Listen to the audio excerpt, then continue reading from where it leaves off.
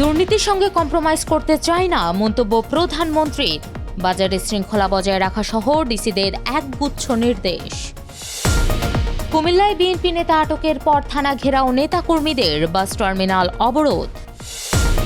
চট্টগ্রামের খাতুনগঞ্জে 2 ব্যাংকে আমানতকারীদের বিক্ষোভ, জমানো টাকা ফেরত দেওয়ার দাবি। সব ধরনের ভিসা দিচ্ছে বাংলাদেশ, কয়েক সপ্তাহে স্বাভাবিক হতে পারে ভারতীয় ভিসা সেবা। ইরানের 14 দফা প্রস্তাব পর্যালোচনা করছে যুক্তরাষ্ট্র, যুদ্ধবিরতি 30 দিনের মধ্যে সব সমস্যার সমাধান চায় তেহরান। স্বাগত জানাচ্ছি দ্য বিজনেস স্ট্যান্ডার্ডের নিয়মিত আয়োজন টিবিএস রাত 8টার সংবাদে। সঙ্গে আছি আমি বর্ণা দাস। দেখছিলেন সংবাদ শিরোনাম, এবার বিস্তারিত। দুর্নীতির সঙ্গে আপোষ করতে চান না বলে জেলা প্রশাসকদের বার্তা দিয়েছেন প্রধানমন্ত্রী তারেক রহমান। পাশাপাশি জনগণকে দেওয়া সরকারের প্রতিশ্রুতি বাস্তবায়নে জেলা প্রশাসকদের তৎপর হওয়ার তাগিদ দিয়েছেন প্রধানমন্ত্রী। 3 মে জেলা প্রশাসক সম্মেলনের উদ্বোধনী অনুষ্ঠানে তারেক রহমান বলেন, সুশাসনকে বর্তমান সরকারের রাষ্ট্র পরিচালনার মূল ভিত্তি আমরা করতে চাইছি। সুশাসনের জন্য প্রয়োজন দক্ষ ব্যবস্থাপনা, যোগ্য নেতৃত্ব এবং অবশ্যই জবাবদিহিতা। দুর্নীতির বিরুদ্ধে সরকারের অবস্থান পরিষ্কার, সেটি হচ্ছে আমরা কম্প্রোমাইজ করতে চাই না দুর্নীতির সাথে। সকাল 10:30টায় রাজধানীর ওসমানী স্মৃতি মিলনায়তনে 4 দিনব্যাপী জেলা প্রশাসক সম্মেলনের উদ্বোধন করেন প্রধানমন্ত্রী।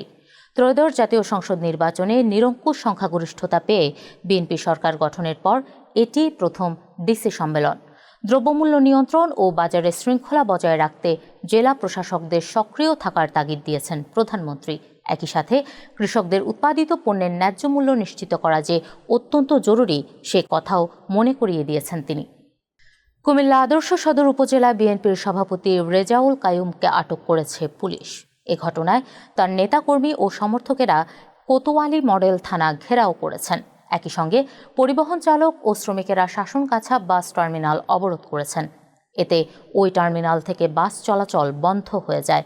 3 মে দুপুর 12টার দিকে কুমিল্লা শহরের শাসনকাছা এলাকার বাসা থেকে তাকে আটক করা হয় বলে জানান অতিরিক্ত পুলিশ সুপার সাইফুল মালিক।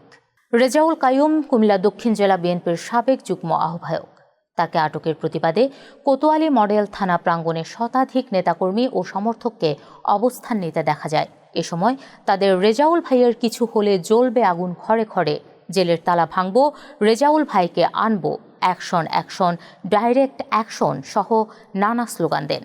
পুরো মুনাফা সহ আমানত ফিরে পেতে চট্টগ্রামে ব্যাংকে তালা ঝুলিয়ে বিক্ষোভ করেছেন একীভূত 5 ব্যাংকের আমানতকারী ও গ্রাহকরা। 3 মে সকালে বন্দরনগরীর খাতুনগঞ্জ এলাকায় একীভূত হওয়া ফার্স্ট সিকিউরিটি ইসলামী ব্যাংক, গ্লোবাল ইসলামী ব্যাংক, ইউনিয়ন ব্যাংক, সোশ্যাল ইসলামী ব্যাংক ও এক্সিম ব্যাংকের সামনে তারা বিক্ষোভ করেন। গ্রাহকরা ইউনিয়ন ব্যাংক ও এক্সিম ব্যাংকে তালা লাগিয়ে দেন। পরে পুলিশ গিয়ে তালা খুলে দেয়। তাদের দাবি, ব্যাংকের কর্মকর্তাদের বেতন বোনাস সহ সব সুযোগ সুবিধা ঠিক আছে, কিন্তু মুনাফার আশায় তারা ব্যাংকে টাকা রাখলেও এখন তারা আমানত ফেরত পাচ্ছেন না। এ কারণে পরিবার নিয়ে তারা সংকটে রয়েছেন। বিষয়টি নিয়ে কোতোয়ালি থানার ওসি আফতাব উদ্দিন সাংবাদিকদের বলেন, দেশের বিভিন্ন জায়গার মতো এখানেও আন্দোলন হয়েছে। আমরা আন্দোলনকারী ও ব্যাংক কর্তৃপক্ষের সঙ্গে কথা বলেছি। আমরা আমাদের ঊর্ধ্বতন কর্তৃপক্ষকে জানিয়েছি। কূটনৈতিক টানাপোড়েন ও যাতায়াতে বিধি নিষেধের পর দ্বিপক্ষীয় সম্পর্ক স্বাভাবিক করার দিকে এগোচ্ছে ভারত ও বাংলাদেশ। এর অংশ হিসেবে বাংলাদেশ ইতোমধ্যে সব ধরনের ভিসা দেওয়া শুরু করেছে। অন্যদিকে ভারতও তাদের ভিসা সেবা পুরোপুরি চালুর উদ্যোগ নিচ্ছে। ইন্ডিয়ান এক্সপ্রেসের এক প্রতিবেদনে বলা হয়েছে, বাংলাদেশ এরই মধ্যে ভারতীয় নাগরিকদের জন্য পর্যটন, ব্যবসা ও চিকিৎসা সহ সব ধরনের ভিসা ইস্যু করা শুরু করেছে। অন্যদিকে ভারতও আগামী কয়েক সপ্তাহের মধ্যে তাদের ভিসা কার্যক্রম ধাপে ধাপে পুরোপুরি চালুর পরিকল্পনা করছে। বর্তমানে বাংলাদেশি নাগরিকদের জন্য ভারতের ভিসা সেবা বেশ সীমিত। 2025 সালের ডিসেম্বরের আগের তুলনায় এটি এখন মাত্র 15 থেকে 20% চালু রয়েছে। পাকিস্তানের মধ্যস্থতায় যুক্তরাষ্ট্র ইরানকে 9 দফার একটি প্রস্তাব দিয়েছিল।